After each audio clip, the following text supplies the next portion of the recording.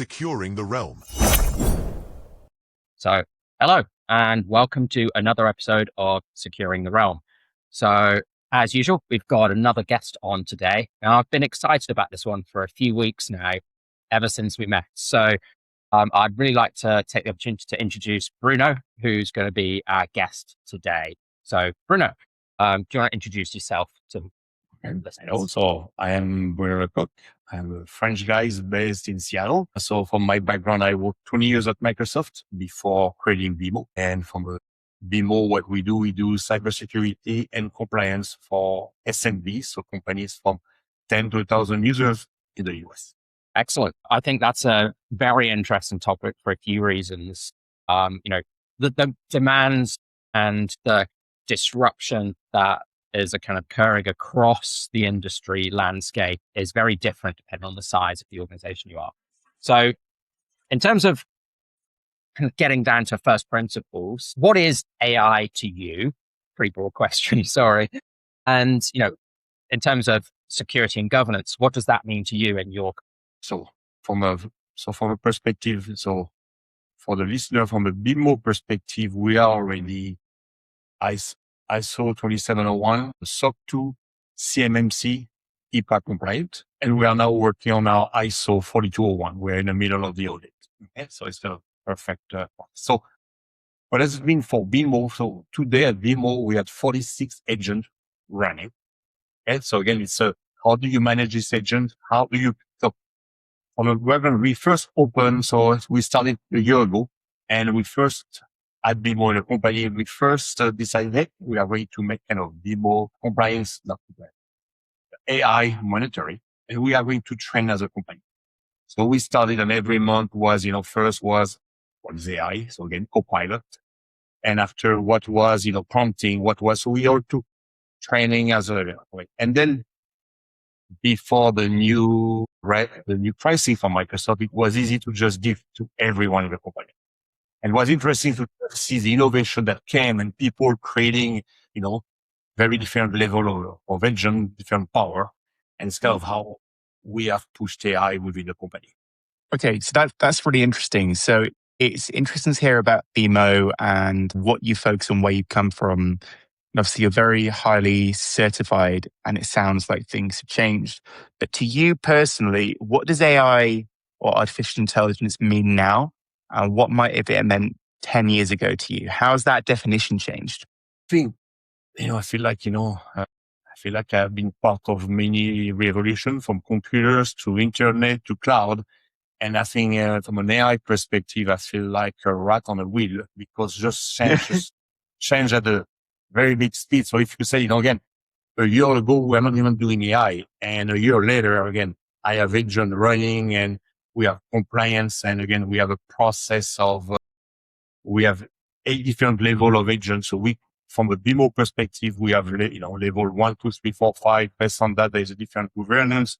So again, and I have no doubt in 12 months from now, we will do stuff differently. So it's just, I feel like it's how do you catch up with, the news? How do you catch up with the technology, the, new things, mixed with pricing, mixed with compliance? And, so for me, the AI it helps anyone in the company to do stuff faster. Some of the time from an automation, sometimes better, but while you still have to watch that not everything is correct. So I think, so it's kind of, so it's, and different maturity of the employee. Some are AI engineers, but some are just, just someone in finance that, so it's all, mixed of how you think across. Okay, that's interesting. So clearly AI's made a big impact on kind of the way that you work. I guess one of my questions would be, when all of this started, were you expecting this particular rate of change? Does this change from the previous technology revolutions that you've sat through, that you've worked in? I didn't expect, so for me, it was an amazing live experiment, because again, I didn't know, BEMO, we are, 30 people. I didn't know at the speed will be taken. Some people run with it. Some are, slower to adapt technology. So again, you got the full gambit of type of people. But to be honest, I have been amazed what people are now doing. It's just, stuff that, now I cannot turn off AI. There is no way that, of course, if we had to turn off the server, but I feel like I will go back 10 years back. Now it's just part of, I have my report in the morning. I have my status on the, how is tech support doing? I mean, there's a lot of, it's just running so you take it for granted now already, and it's only a year. And what you're kind of showing here is that it is truly everywhere. And like you said, it's very hard, if not impossible, to switch off. So it's really changed the kind of working environment around it. Yes. With that in mind, how do organizations think about their governance in all of this, or how should they be? So I think for me is, I see with my customer, many of my customers said, well, I'm not worried because we're not using AI, and we're like, you believe you are not, but I can tell you, give me 5 minutes and I will show you how many people are using AI in the organization. And then when you show them the report, they're like, no. And then they want to block it. Then they want to block everything. And I'm always like, you can block, but if someone wants to use it, will use their personal computer. So from my perspective is don't block it, govern it, put a governance to it. And again, it's good.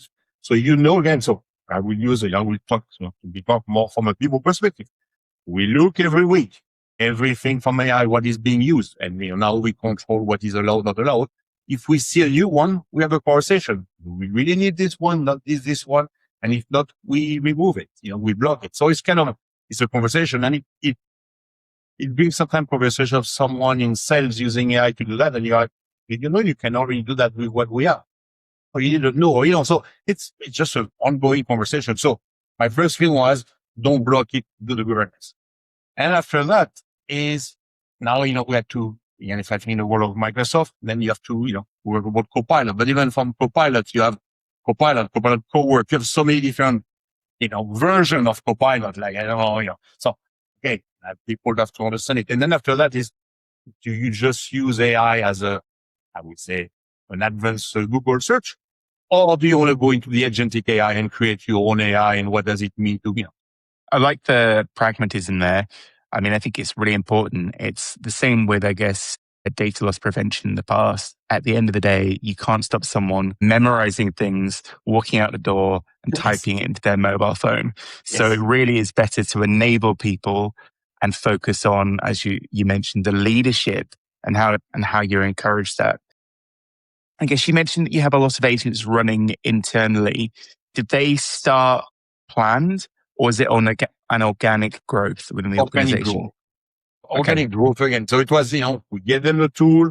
We still continue our monthly meeting, our monthly training, and people, talking. And again, you have some that they do some amazing stuff, and some that don't care too much. And it's okay. It's not, some are, I would say, advanced users of agent created by others, so it's, but I think it's amazing how the teams, work. Then what is forced even from a BEMO, it forces sometimes to say, hey, stop. We have to kind of redo the full workflow. Like AI showed us again, what I felt for me, the value of AI is AI doesn't know the boundary of finance versus sales. It goes across. So you have to kind of sit down and say, so it forced some cross division discussion of how to do stuff. And I think AI helped us reduce stuff at the pretty fast pace. You touched on something interesting there around having to reach across departments.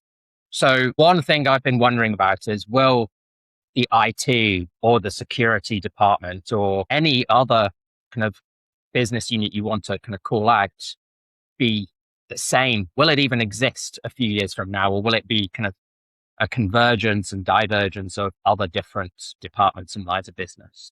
Yeah, I think, again, it's just on the same way as internet change how businesses run. I think AI would be the same. It just goes a lot faster. And I see from my customers, some are, it will touch me. And I feel like, wow, you are going to, if you don't go into the bandwagon right now, you are going to be left behind. It's not a question of do you have to use it, is how fast are you going to use it? Because Otherwise, your competitor will do it. And how fast are you going to reorganize your company? My No, issue on I that was, today is I felt like on my side, the new pricing of Microsoft is now having an impact at BEMO from the innovation, because now I have to slow down, because now to control my bill, before it was easy. I know what the bill was every month. Or now it's yeah. just like, what will be the bill at the end of July? And I guess you want to proactively govern that by looking at what costs you might want to put in place. But also that's going to lead to more proliferation. If someone hits their limits, they're going to try Yeah. other tools, And I other think trials. it's also for people now to think, okay, well, maybe for that, I will not use Cowork. Maybe, just which version of Copilot do I use? Maybe use the free one for that part and use the. So it's, again, it's a learning at the speed of, I liked what you mentioned around breaking down kind of those barriers within the organization. I guess it's a little bit trite. It's something people have been saying for a long time, breaking down silos. But how much are you finding this is building an understanding of what your colleagues might do in other parts of the organization? Is this leading people to understand each other's roles as well as just redesign the process? Yeah, I think again, I will talk again from a small company. It was just interesting from people who are not used to working together or crossing. They are realizing, hey, my agent could do this, and the other person, well, but you don't think of all this. And what? I didn't even know. Okay, let's see. So again, it's just interesting. And now they do the automation together. There's a finance person talking with sales, and just like before, it was just sales will do their things, sales, finance will do, and it's just so it's. Well, I think also we are a tech company. So again, I think, the mindset is also maybe different, but it's just, for me, sitting and seeing the result, like, just after our call, I have my monthly business review with the whole company. And there is a person that I didn't know went into, and completely rewrote a full program, a full software application that, and did on his own, came back and he's doing a demo to the company, and you're like, wow. And again, people are realizing to do that too. So, and so it's just, it gives ideas, it gives So Josh, everyone is a professional vibe coder now. Professional is a loose term in that context, I would say. But again, I feel like before, and again, this is what's very dangerous, because now people feel like they can just write software, and I always feel like, hey, be careful, because, you don't know if it's secure, you don't know. Yeah, there's a lot of things. But what I like is just to see the people that were not dev before, and just, realize, whoa, I can write a piece of software. Whoa, and the advantage that I saw at BEMO, these are the people that lead the process. So like before, someone had to write a spec, you give it to a dev, and the dev will try to code based on what was written. Well, now the person coding is the one that needs it.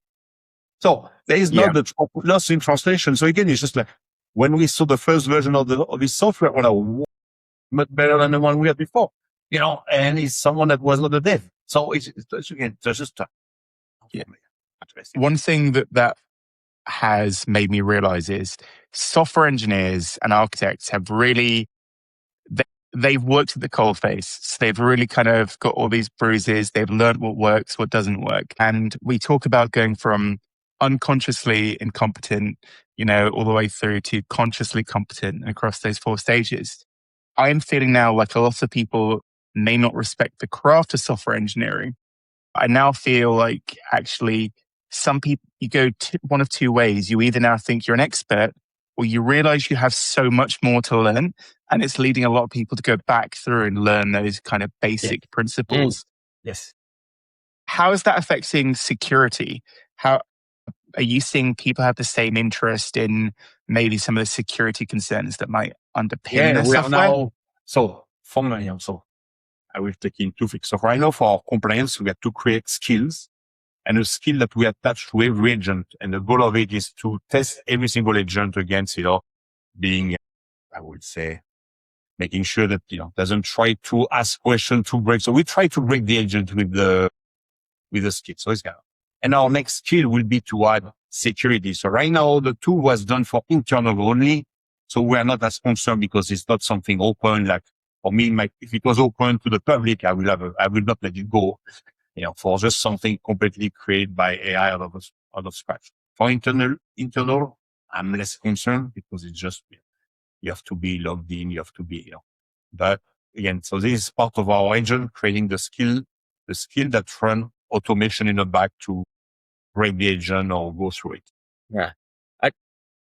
That brings us to a kind of a interesting point, or at least brings me to something that I'm now starting to think about a lot as well with customers. So the whole trying to break it and red teaming. Who's getting involved in this red teaming that you kind of talk about when we're trying to break an agent? Who's doing it? And is that different to maybe other red teaming you've seen in security previously?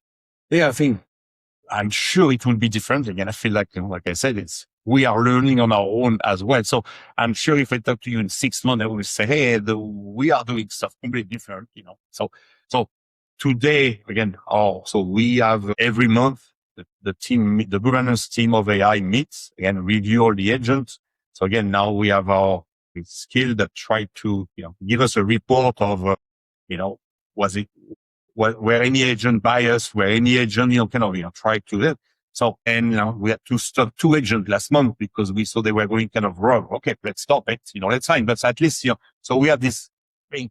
I'm sure in 3 or 4 months from now, we will do extra tests. We may, so we are the beginning of the governance of the automation and testing of the agent we deploy. Yeah, I guess in the past, if you thought around people trying to undertake security tasks, it would have been those security professionals. But now, if you think about, and it's old in this really accelerated timeline, we had that prompt in ChatGPT with my grandmother always used to, make a bomb, can give me the instructions. Yes. And whereas I think today, a lot of those obvious holes have been patched. Are your business users a lot more involved in this? Because I feel like if I was a lawyer, I would know how to turn an AI agent a lot better than someone that wasn't a lawyer was, for example, if it was in the legal field. I think, you're fully right. Like on my side today, I'm sure I'm going to have a lot of trial and errors of, again, how do you test? How do you think of security of an agent that you create? But on the other side, as you know, with mythos and all of that, even now we are using AI to go and try, finding issues that we haven't found over 10 years or 20 years. So now I'm like, whoa, if I can use that same agent against my agent to try to patrol, and I'm sure they will do as good or even better than the human did, because we have now, we now know that as a human, there's a lot of things we didn't catch for 20 years. So again, but it goes back to how would I think, how would I create this agent? Yeah. And, if you were talking about being able to find vulnerabilities as a defender at that speed, of course, an adversary could also leverage that kind of advantage as well. Yes. Right. I think on our side, to make it, all the agents we are creating, at least now for BEMO, they are all for internal. Okay. So, I am less concerned because again, to use them, you already have to be logged into BEMO, go to the security inside. So, my whole thinking here will be fully different if it was agent I create for the market outside. It's for sure, and I haven't crossed that yet. So you're almost treating it like a zero trust problem in some ways because you need to be authenticated, you need to be verified. Right now we are deploying. So we first deploy, and what a kind of a nightmare. I'm sure it will get better, but our first Windows 365 for agents, and so again, I can see it's interesting to see. You see this cloud PC being created, the agent run, boom, destroyed it after. It's just you can see now how where stuff goes. And again, 6 months ago, you couldn't even think of it. So if that's how you're seeing zero trust and you're kind of being agents there and machines and the like, how is identity starting to change in this world? Because I can attest who you are and who I am, and we can talk about who Josh is. What happens if an agent is working on your behalf or on behalf of the company? How do you see that? Yeah, so because we are in the middle of it. So again, we have a rule at BEMO today, for example, we don't allow any of our agents. So this is the rule as a company, cannot delete. An agent cannot delete. An agent can propose you to delete, but he has to be supervised by a human. So by default, the first test we do is can you agent delete? The second now is again from the policy. So today, the issue we found over the last week is it depends what my agent does. So if my agent is going to take, so we have an agent today for compliance that will go do run tests and take automatic screenshot so we can save for compliance. When you want to do CUA doesn't run with an agent identity. It has to run with a human identity. Okay. So now we are like, okay, this breaks down our model because from our perspective, we don't want any agent to have human identity. Okay. But the system yet is not there yet to what we want to do and what Microsoft allows you to do. I'm sure it will change in 6 months, but right now, so it's why there is this whole, how do I manage the identity? So again, 90% of it are Entra ID identity for the agent, as long as we don't have CUA. If you have CUA, it has to be a human identity. It's kind of transition era. I like it. I liked your point around not allowing an agent to delete things. And I know we kind of touched on this in our prep call as well, because I'm very careful with what I allow an agent to do when it comes to anything destructive. Also to my reputation with emails, Teams messages. Yes. I allow it to do everything up until that point. Well, less so with the consumption models, but everything up to that point. Yes. After that, if your reputation is ruined, that's you gone. It's over. Yes. Yeah. Are you seeing more AI slop outputs? Because to me, that is a destructive action. If I see something that's obviously written by AI in response to something really thoughtful that I've written, then I don't value that response. I am like you. Yeah. So, and you can see for me, I don't know how you say it in English, this long dash. When I see an email or anything, and this long dash, okay, this is AI written, does it really what the person think? Again, it's just, it's my first way when I see it. I think the same. Yeah, absolutely. I feel sorry for authors. I feel sorry for authors who love the emdash though, because they've lost that now. Yeah. In terms of that verification, I think looking at scenarios like we had, how long ago was it now? Maybe almost a year ago, when there was a lot more threats around deepfakes being used to kind of infiltrate an employer and get hired as a deepfake using kind of face and voice tones and everything like that, voice fonts even. So for this and solving that as a security challenge, do you see being able to use kind of other types of technology to counter these types of... two things I want to say. So we had an issue at BEMO during our hiring process, during the interview process, because we felt like, and more, for me, it's interesting. You do interview and you're like, the person is right on each time. It's just like, we are all human. It's just like, it's too funny. It's just like, so we stop, now I never know when I do an interview, is a person running, an agent behind that, asks the question and you reply, and the person is just reading. So now we have to force for all our engineering. It's now live. So it's now live. We connect to one of our servers and we have scenarios that you have to solve live with us. All right. Just, so kind of, this is for us. How do you make sure that, am I really hiring the person or am I hiring someone that is very good at just, reading, Copilot chat? So this is, and so the second is, I know, and we talked about it in the pre-call, is if I think from an admin perspective, I would love to have be able to have a conditional access and have a verified ID face check live. Also, because for me, I would love to put, okay, you are an admin.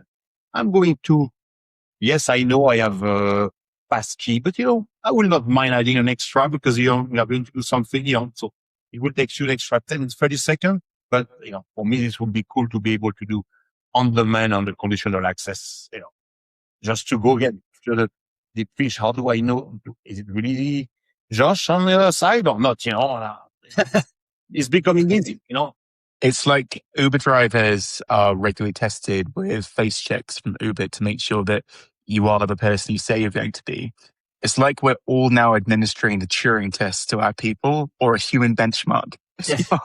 Do you think that will change will change the employer-employee relationship. How would you feel if your credentials and provenance were being tested throughout the day? Again, because for the back, we are doing, cybersecurity and compliance. All our people in the company knows it. They know the security. Yeah. They know I always, and then like, you want it or not, the logs, you're monitored 24/7. The logs, everything you do, it's logged. It's not, so are we checking every day with you? No, we don't. We just know if we want, we can. So I always say, don't try to steal something. Don't try. We will find out. So it's not like it's nothing new. So I think now from a security perspective, and we talked a lot internally, I know people will not mind this extra check because, they understand I BEMO as a security company. If BEMO get hacked, my business is gone. I mean, that's it. It's just, that's it. Is that when we do our annual, strategy plan, this is always the number one, risk from a risk perspective is BEMO get hacked, And so it's, so they know, and, they know we are, we do phishing tests. We do a lot of things. People know they are being tested all the time for, avoiding. And yeah, it makes a lot of sense because, it's the nature of what you're doing and where you're operating, especially with things like CMMC and things like that. I was going to say, in terms of your customers, they probably have different industries, different exposure to security and cyber. Yes. And so there's always that kind of risk around like friction in a security or compliance process. To be honest, right? it all starts with, for me, I will summarize, it always starts with leadership. I see it on the first call, any pre-sales calls, first call, we know that the company care about security or is just a buzzword, and the worst is on compliance. Someone said, hey, Bruno, I need this piece of paper. Piece of paper. So we start talking. And from our perspective, we have a rule at BEMO. If the company is not serious about security, we don't take them as a customer. Because if you just want a piece of paper, I will give it to you and after you don't care, and go somewhere else. Because I'm really going from a perspective, you work with us, we are going to put your security up and we are going to work with you to maintain it. And you have to care because, so it's.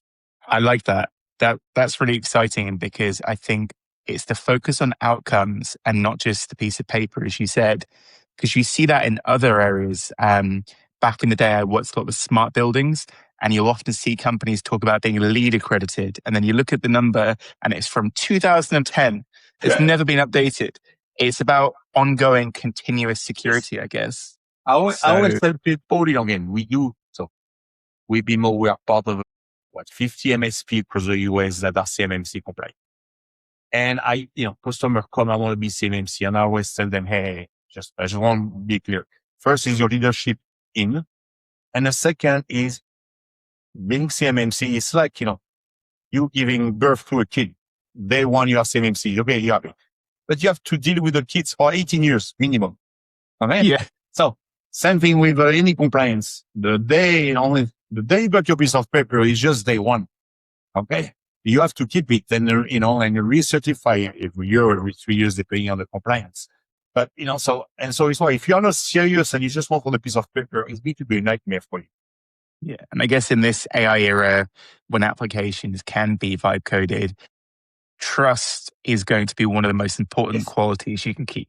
Yes. I am waiting, me personally, one or two kind of catastrophic that you will see on the news due to AI and finding that someone, something crazy happened due to an agent. And I think it will scare company and it will force company to require 4201 compliance. So the same thing is okay. Everyone now is a race AI, everyone doing anything, everything is whatever. And then boom, something is going to happen, and then now we need to control those agents, we can, we need to put some governance around it. And so this is my own belief. Yeah.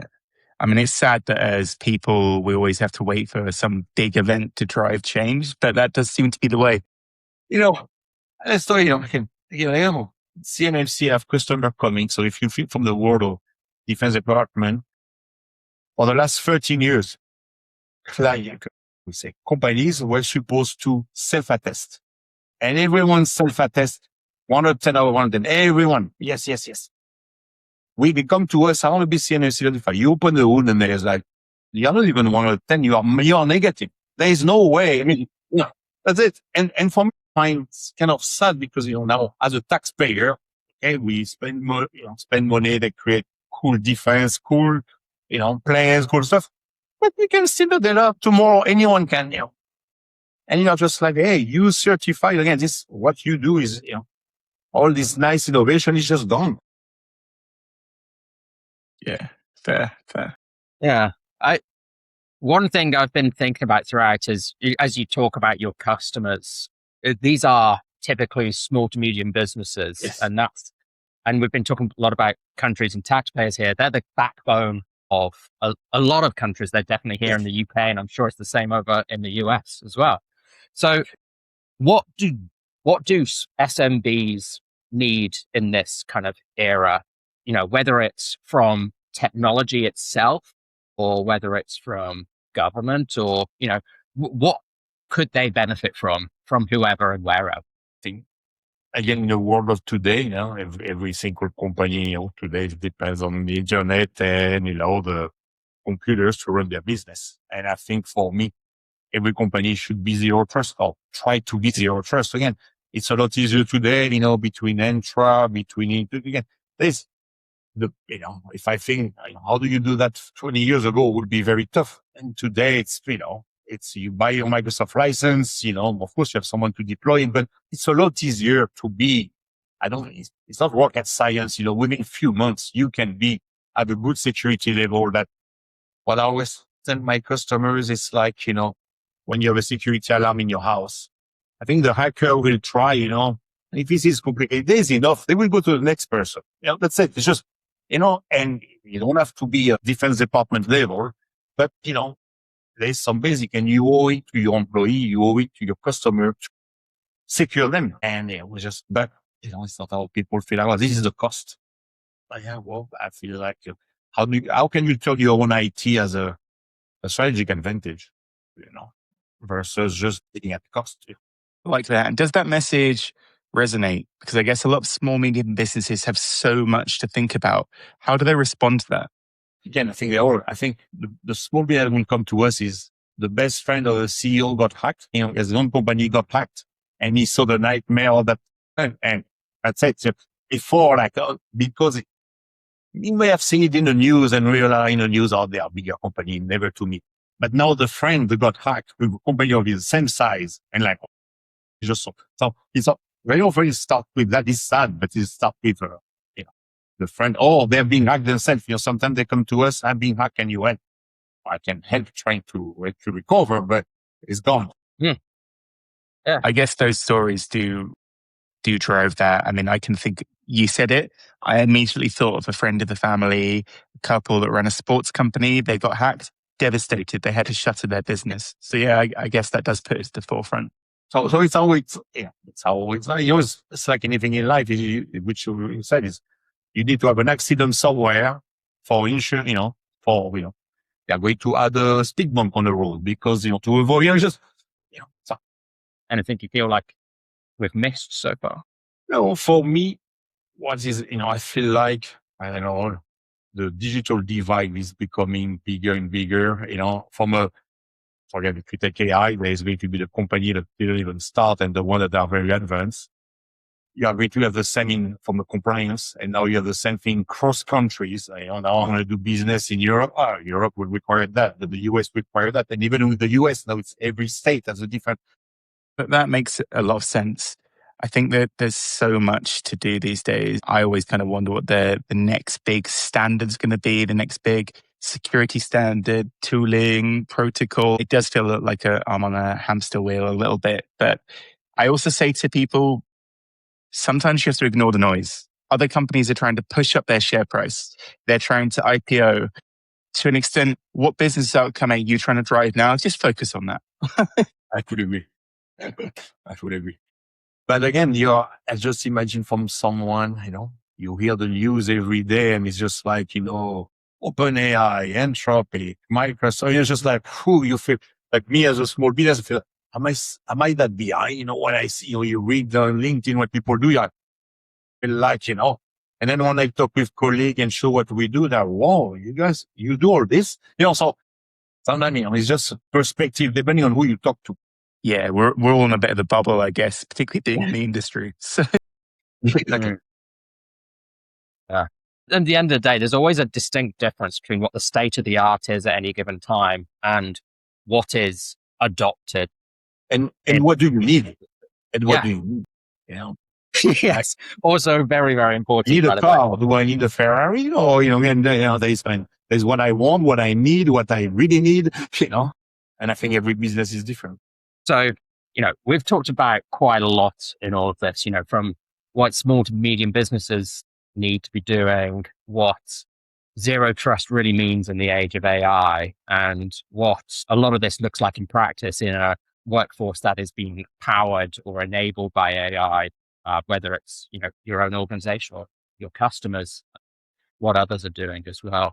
So, Bruno, really appreciate you taking the time to talk with us today and kind of share some of those experiences and have a very wide reaching discussion. So no, thank you very much for that. Thank you. Thank you for having me. Mm-hmm. So, is there any last parting words you'd like to kind of offer the listeners? I think for me, for SMB, there is two things I will tell them is, you're on Microsoft, go check your secure score, and, try to be at least within the 70%. If you are within the 70%, I think you are, you should be okay. And then the second is, again, we are in the age of AI. Go there, experience yourself, take a license of Copilot, go play, go take some YouTube video, and just try and see what you can do and see how you can make your life easier and maybe improve your business output. Yeah, I think that's really useful. Thank you, Bruno. Really appreciate it. If you want to see more about BEMO, you can find the link in the comments just below the video. And if you want to talk more about AI governance and FinOps, you can also join us in Edinburgh for Scottish Summit, where we'll be hosting an AI Gateway session. See you all soon. Cheers. Yeah.